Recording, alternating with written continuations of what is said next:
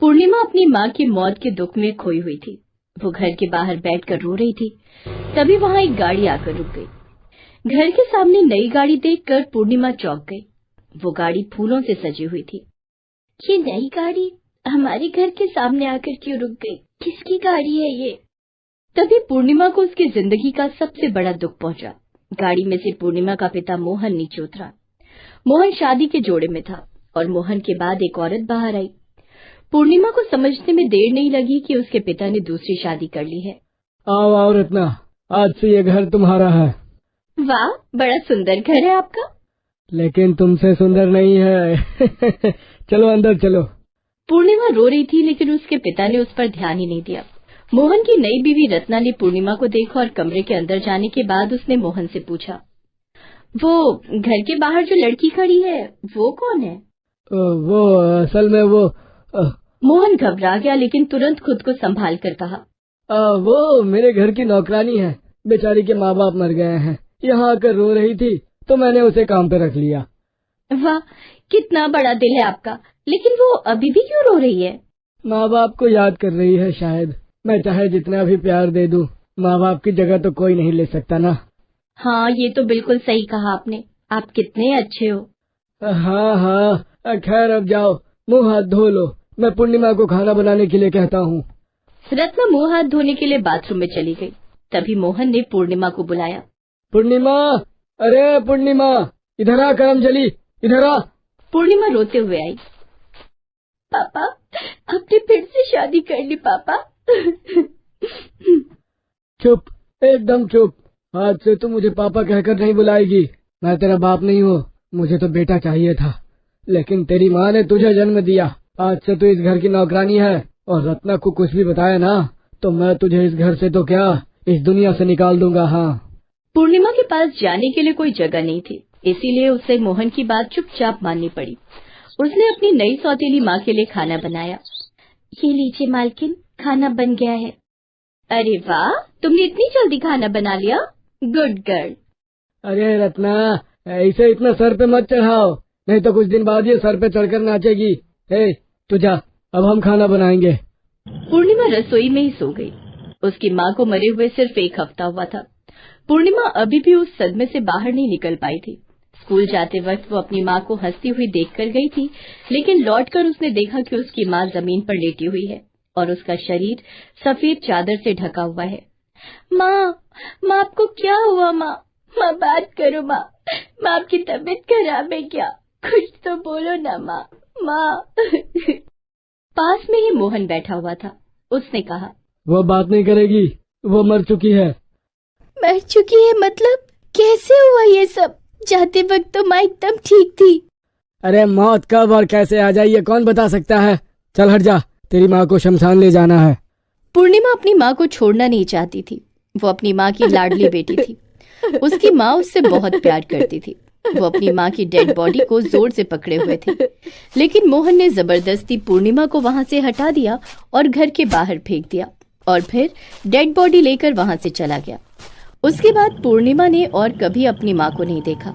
आज रसोई में सोए हुए पूर्णिमा यही सब सोच रही थी और रो रही थी। माँ, काश मैं उस दिन स्कूल ना गई होती तो आज आप जिंदा होती। मुझे पता है मैं घर पर रहती ना तो मैं आपको बचा लेती, नहीं तो मैं भी आपके साथ चली जाती। माँ, अब कहाँ हो माँ, अब कहाँ हो? इतनी सी उम्र में माँ को खोने का दुख क्या होता है वो सिर्फ उसे ही पता होता है जिसने अपनी माँ को खोया हो। ऊपर से अब पूर्णिमा की नई सौतेली माँ आ चुकी थी। उसे पूर्णिमा बता भी नहीं सकती थी कि असल में वो इस घर की बेटी है। दिन बीतने लगे। धीरे धीरे मोहन ने रत्ना के मन में भी जहर घोल दिया।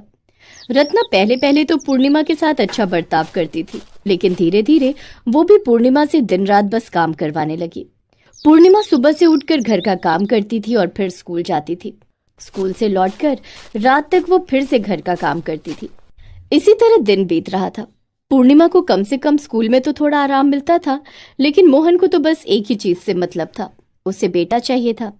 कुछ ही दिन में रत्ना गर्भवती हो गई और मोहन ने उससे कहा, सुनो रत्ना, अब से तुम केवल नहाने और बाथरूम जाने के लिए बिस्तर से उठोगी, बाकी समय बिस्तर पर ही रहोगी, समझ गई?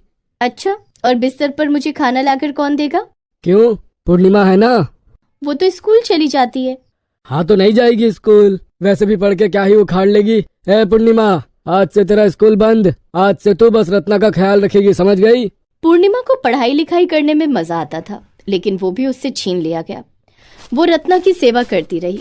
पूर्णिमा की जिंदगी बर्बाद हो गई। पूर्णिमा, मेरे लिए गर्म पानी लेकर आ। लाई मालकिन। और हाँ, मुझे भूख लगी है, मेरे लिए रोटी और बैंगन का भरता बना कर ला। लेकिन मैंने तो दाल चावल बना लिया है मालकिन, आप ही ने तो कहा था दाल चावल बनाने के लिए। हाँ, तब दाल चावल खाने का मन हो रहा था, लेकिन अभी रोटी और बैंगन का भरता खाने का मन हो रहा है। जा लेकर आ।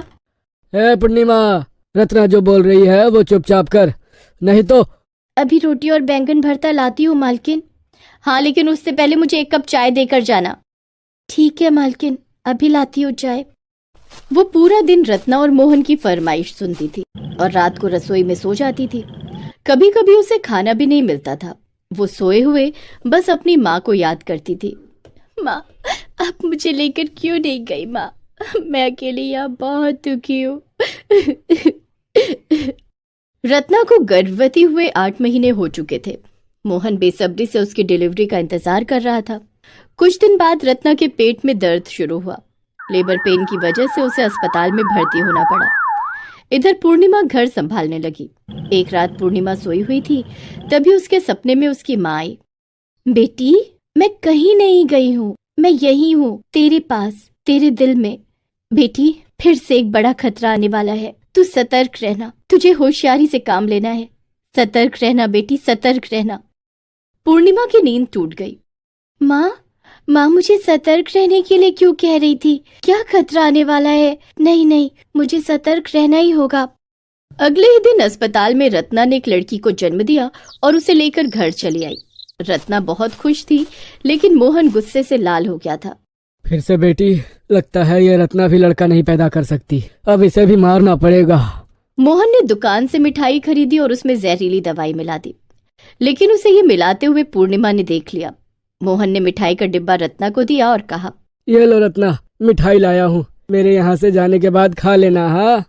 मोहन चला गया। रत्ना जैसे ही मिठाई खाने को गई, वैसे ही पूर्णिमा दौड़कर आई और मिठाई फेंक दी। ये क्या किया तूने? आपकी जान बचाई। पूर्णिमा ने अब रत्ना को सब कुछ सच सच बता दिया।